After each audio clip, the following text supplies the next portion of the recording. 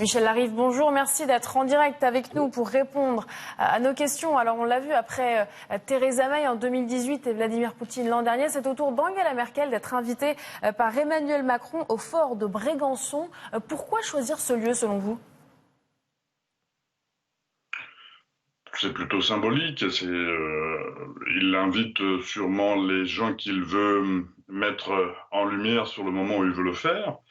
Et puis, pourquoi pas, il y a de toute manière des discussions à avoir avec Angela Merkel sur l'Europe, mais je pense que les discussions doivent avoir lieu aussi avec le reste de l'Europe, surtout sur les dossiers chauds qui ont été discutés entre ces deux interlocuteurs, notamment l'international. Mais vous avez oublié aussi l'Europe, sur le plan de relance qui n'est que de 750 milliards d'euros, alors que le Parlement avait demandé 2 milliards d'euros et que le commissaire Le Breton, lui, avait demandé au moins 1600 milliards d'euros. Donc là, comment va se passer cette rentrée post-Covid avec ce plan de relance de 750 milliards d'euros ? Selon vous, ce n'est pas assez ? Non, écoutez, je viens de vous dire que le Parlement demandait 2 milliards d'euros, donc c'est bien moins de la moitié, c'est presque le tiers. Et le commissaire Le Breton, lui, demandait 1600 milliards d'euros.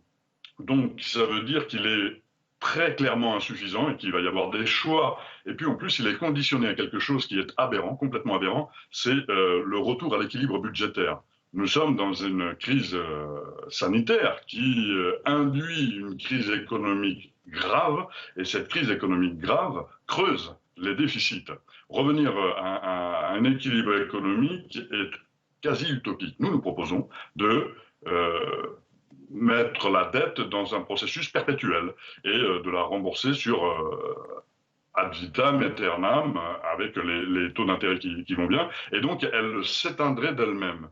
C'est une solution, parce que retour à l'équilibre avec le processus de 3%, c'est impossible. Le monde d'après ne pourra jamais être comme le monde d'avant. Alors, Michel Larive, on l'a vu, ça a été des retrouvailles assez chaleureuses entre la chancelière allemande et le chef de l'État français. Il y a eu, comme vous l'avez dit à l'instant, plusieurs dossiers brûlants de l'actualité. Est-ce que cette rencontre, elle a mis en lumière les convergences entre ces deux pays européens, selon vous ? Écoutez, l'Europe, on a vu que pendant la crise sanitaire, l'Europe n'était pas du tout, mais alors pas du tout unie. Chacun tirait de son côté. Des pays attendaient en vain la solidarité européenne qui n'est pas venue. Et donc, c'est un signal que je pense Emmanuel Macron et Angela Merkel ont voulu donner de ce couple franco-allemand moteur de l'Europe pour essayer de rendre une nouvelle cohésion à l'Europe. Parce que la crise sanitaire est passée par là et que l'Europe a montré c'est plus que ses faiblesses, ses divergences et sa non-solidité. Il y a eu un des gros sujets de cette rencontre, c'est la situation en Biélorussie. Emmanuel Macron a proposé une médiation européenne. Selon vous, en quoi cela consisterait ? Je ne sais pas en quoi consiste la médiation européenne de M. Macron. Justement, je suis, vous le savez, dans l'opposition, donc pas dans les sphères de décision du gouvernement. Mais en tout cas, c'est au peuple, là comme au Mali, comme ailleurs, c'est au peuple de se décider de sa destinée. Alors, il y a un mouvement en Biélorussie, indéniable. C'est le peuple qu'il faut écouter et ne pas vouloir, comme des fois ailleurs, aller plus loin que ce qu'il faudrait et entrer dans une espèce d'ingérence.